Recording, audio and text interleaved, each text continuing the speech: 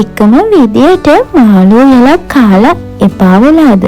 මාළු මිරිසට කිරට හදලා කාලා හැමදාම ඔයාට එපා වෙලා නම් ඉන්නේ මෙන්න මේ රෙසිපි එක try කරලා බලන්නකෝ.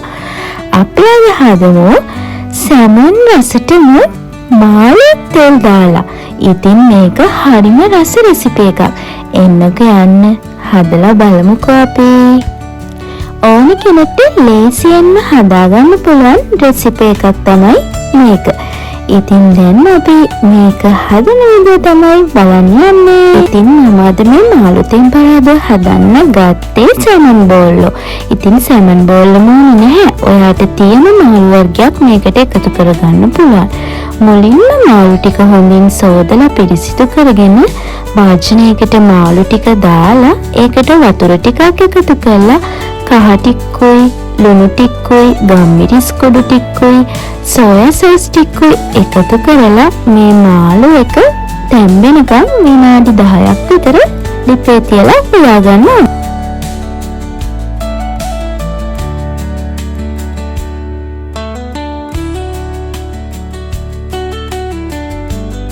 ඉතින් මේ තියෙන්නේ විනාඩි 10කට විතර පස්සේ මාළු එක. මාළු ටික හොඳින් තැම්බීගෙන ආවට පස්සේ අපි මේ මාළු ටික වෙන භාජනයකට අයින් කරගන්න ඕනි. මේ වෙලාවේදී මාළු ස්ටොක් වලින් ටිකක් තියෙන විදිහට තමයි අපි මේකේ වෙන භාජනයකට අයින් කරගන්නේ. මොකද ඒක අපිට පස්සේ අවශ්‍ය වෙනවා. දැන් මුලින්ම අපි ඒ මාළු තඹගත්ත පෑන් එකටම බටර් ටිකක් එකතු කරලා ඒක මෙල්ට් වෙනකොට ඒකට සුදු ලුණු ටිකක් කරපිංච ටිකක් දාලා මේක හොඳින් ටෙම්පරාදු කරගන්න ඕනේ. ඊළඟට පොඩියට කපාගත්තු ලුණු ගෙඩි දෙකක් මම මේකට එකතු කරගන්නවා. ඉතින් ලංකාවේ වගේ අපිට රතු පාට ලුණු එක මේ හොයාගන්න ටිකක් අමාරුයි. ඉතින් මේ සුදු පාට ලුණු එකෙන් තමයි ගොඩක් දුරට මම කෑම හදන්නේ. දැන් මේ ලුණු ටිකත් එකතු කරලා අපි මේක හොඳින් මේ ඔක්කොම ටිකක් විනාඩි 2ක් වගේ යනකම් හොඳින් කලවම් කර කර බෙද ගන්න ඕනේ. දැන් විනාඩි 2කට විතර පස්සේ අර අපි අයින් කරගත්තු මාළු ටික මාළු ස්ටොක් එකත් එක්කම මේකට එකතු කරගන්නවා. එකතු කරගෙන මේක හොඳින් කලවම් කරගන්න ඕනේ.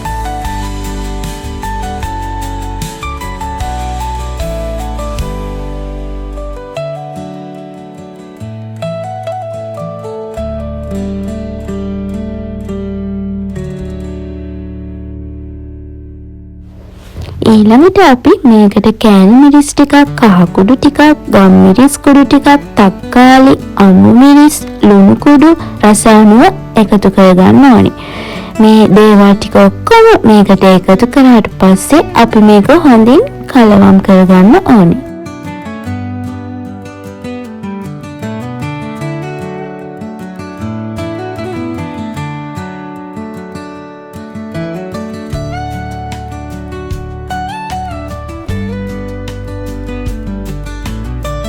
ඉතින් මේ විදිහට කලවම් කරගෙන අපි මේක විනාඩි 10ක් විතර ලිපේ ගින්දර අඩු කරලා හොඳින් උයා ගන්න ඕනේ.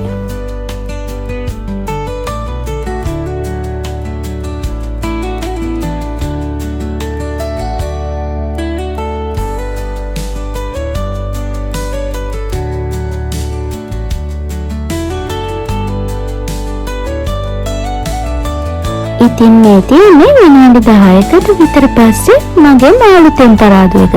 ඉතින් මේක හරිම රසයි. ඔයාට වැඩට ගෙන යන්න බත් මුලට බැනීම ගෙදර මාළු කන්න කම්මැලි දවසට හදාගෙන කන්න මේක නියම රෙසිපි එකක්. ඉතින් මේක ඔයාත් හදලා බලලා රස කොහොමද කියලා මට පල්ලෙහායින් කමෙන්ට් එකක් දාගෙන යන්න. ඉතින් මේ වගේ කෑම හදන අලුත් වීඩියෝස් බලන්න ඕනේ නම් මම සබ්ස්ක්‍රයිබ් කරලා තියාගන්න කියලා ඔයාගෙන් ආදරෙන් ඉල්ලනවා. ගිහින් එන්නම්. බයි බයි.